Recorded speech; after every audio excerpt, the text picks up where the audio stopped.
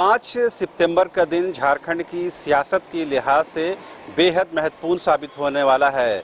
दरअसल झारखंड की हेमंत सोरेन सरकार ने 5 सितंबर को एक दिवसीय विधानसभा सत्र बुलाया है। लिहाजा इस सत्र में झारखंड विधानसभा के अंदर सरकार की ओर से बहुमत साबित करने की बात कही जा रही है और ये साबित करने की कोशिश की जा रही है कि इतने क्रूशियल टाइम के बावजूद भी सरकार के पास मेजोरिटी है, सरकार के पास बहुमत है। बहरहाल आज 4 सितंबर है, लिहाजा आज के दिन भी क्या कुछ गतिविधियां हो सकती हैं उस पर भी हमारी नज़र है। इस बीच राज्यपाल दिल्ली में बने हुए हैं, उनके रांची आने का इंतज़ार किया जा रहा है। दूसरी तरफ झारखंड के जो यूपीए के विधायक हैं, मंत्री हैं, जो अधिकारी हैं, वो रायपुर में पिछले कई दिनों से कैंप कर रहे हैं।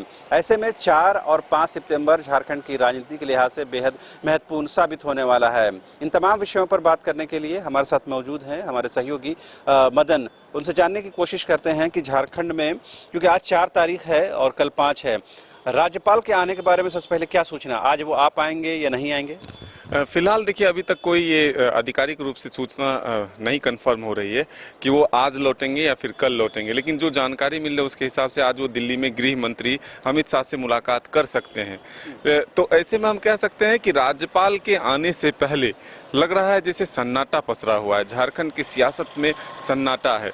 अगर आप दूसरी तरफ से भी देखें तो कल जिस तरह से विशेष सत्र एक दिवसीय बुलाया गया है, तो जब भी कभी सत्र आहूत किए जाते हैं तो विधानसभा में लगातार बैठकों का दौर जारी होता है, अधिकारियों के साथ बैठक होती है, फिर उसके बाद तैयारियों का समीक्षा होता है। स्पीकर जो है वो जानकारी देते हैं कि ये चीज़ें जो है होगी, प्रश्नकाल ये होगा, या फिर जो तमाम तरह के विषय लाए जाते हैं उसके बारे में बताया जाता है। साथ ही जो राजनीतिक दल है वो अपने विधायकों के साथ विधायक दल की बैठक करते हैं। इसमें देखिए एक महत्वपूर्ण चीज़ है कि बीजेपी की तरफ से भी अभी तक यह स्पष्ट नहीं हो पाया है कि वो इस सत्र में शामिल होंगे या नहीं, विधायक दल की बैठक कब होनी है, कहाँ होनी है। वहीं दूसरी तरफ अगर महागठबंधन की बात करें तो महागठबंधन के जो नेता हैं हेमंत सोरेन, वो फिलहाल रांची में मौजूद हैं, उनके तमाम विधायक जो हैं वो रायपुर में हैं। तो ऐसे में ये लग रहा है कि आखिर माहौल जो है वो बदला हुआ सा, यानी कि सन्नाटा पसरा हुआ है। कल का दिन और आज का दिन झारखंड की राजनीति के लिए ज़रूर महत्वपूर्ण है, क्योंकि राज्यपाल ये कह चुके थे, जब महागठबंधन के प्रतिनिधि जब मिले थे राज्यपाल से, तब उन्होंने कहा था कि हमारे पास जो है लेटर आ चुका है इस खनिज लीज आवंटन मामले से जुड़ा हुआ जो चुनाव आयोग का फैसला है, लेकिन 2 दिनों के भीतर हम जो है विधिक सलाह लेने के बाद इसे जानकारी दे देंगे इस बारे में। तो इसी बीच राज्यपाल का दिल्ली दौरा होता है और वो दिल्ली में आज जो सूचना मिला उसके हिसाब से अगर वो गृह मंत्रालय यानी गृह मंत्री से मिलते हैं अमित शाह से, तो फिर वो कब लौटेंगे इसकी कोई निश्चितता फिलहाल नहीं है। आधिकारिक ये भी है खबर है कि जो विधायकों को रायपुर से सीधे एयरपोर्ट और एयरपोर्ट से सीधे विधानसभा ले जाने की तैयारी है, तो इस बीच में वो किसी अपने कार्यालय में या अपने आवास नहीं जाएंगे, तो यह क्या सुरक्षा के दृष्टिकोण से है?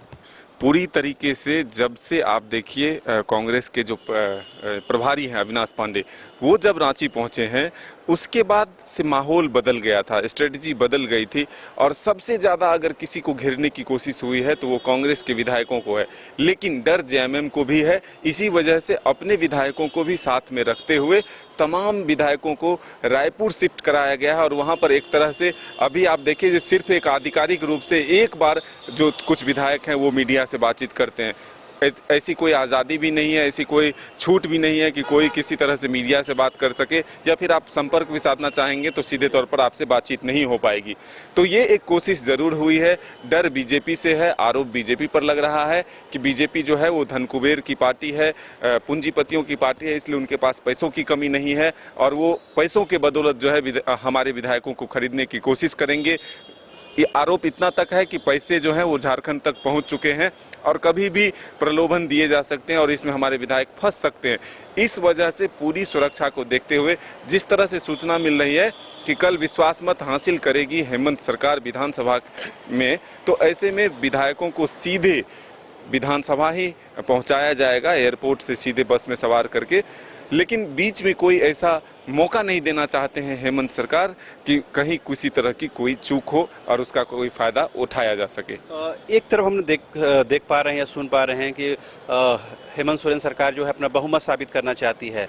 इस बीच में करीबन पिछले एक सप्ताह में जिस तरह से एक के बाद एक योजनाओं को धरातल पर उतारा जा रहा है और उसको समर्थन मिल रहा, मुख्यमंत्री आवास में जिस तरह से बड़ी संख्या में लोग पहुंच रहे हैं, ये क्या मैसेज देने की कोशिश की जा रही सरकार की तरफ से कि सरकार इतने क्रुशियल वक्त में भी अगर जनमानस के साथ खड़ी है? क्या कुछ इसके पीछे स्ट्रैटेजी है? बिल्कुल एक स्ट्रेटजी आप सीधे तौर पर समझ सकते हैं कि अवसर का फायदा उठाया जा रहा है।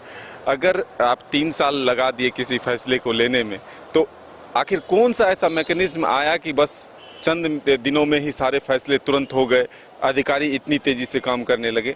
लेकिन इसके पीछे की वजह यह है कि सरकार अभी स्थिर है, यानी कि उनके पास बहुमत है, आंकड़े हैं और सरकार जो है चल रही है। ऐसे में जो भी फैसले हैं वो जल्द से जल्द लिए जा सके, ताकि अगर किसी तरह की मुसीबत आती है तो फिर जनता के बीच जाने के लिए उनके पास मुद्दे हो, काम हो, जिसके बदौलत वो फिर से अपने पक्ष में जो राज्य की जनता है उसका विश्वास जीत सके। जी, बहरहाल आज चूँकि 4 तारीख है तो आज भी हमारी नज़र है झारखंड में क्या कुछ सियासी गतिविधियां होती हैं। इस बीच राष्ट्रीय स्तर पर कांग्रेस ने महंगाई के खिलाफ हल्ला बोल कार्यक्रम रखा है, लिहाजा उसमें शामिल होने के लिए झारखंड के जो प्रदेश कमेटी के लोग हैं, बड़े चेहरे हैं, वो भी दिल्ली कैंप कर रहे हैं।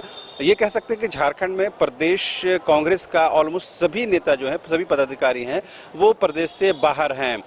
जेएमएम के जो पदाधिकारी हैं वो रांची में हैं, लेकिन उसके विधायक हो या सांसद हो वो शहर से बाहर हैं, या यूँ कह सकते हैं कि झारखंड से बाहर हैं। तो जहाँ तक विपक्ष का सवाल है तो विपक्ष के तमाम जो लोग हैं वो झारखंड में हैं, ज़्यादातर लोग झारखंड में हैं, लेकिन विपक्ष की ओर से वो गहमा गहमी नज़र नहीं आ रही है, खामोशी है। इसे वेट एंड वॉच कहना भी बहुत मुनासिब नहीं है। क्या असमंजस की स्थिति है, क्या सस्पेंस की स्थिति है, ये तो बीजेपी के लोग बेहतर बता पाएंगे। लेकिन एक बात तो बिल्कुल स्पष्ट है कि आज यानी 4 तारीख और कल यानी 5 सितंबर बेहद महत्वपूर्ण है, और इन 2 दिनों में क्या कुछ गतिविधियां होती हैं, उन तमाम गतिविधियों से हम आपको रूबरू कराएंगे, ताकि आप ये जान सकें कि झारखंड की 3.25 करोड़ जनता के साथ क्या कुछ हो रहा है। फिलहाल मुझे और मेरे सहयोगी मदन के साथ ही कैमरा पर्सन कुणाल को दीजिए इजाज़त। नमस्कार।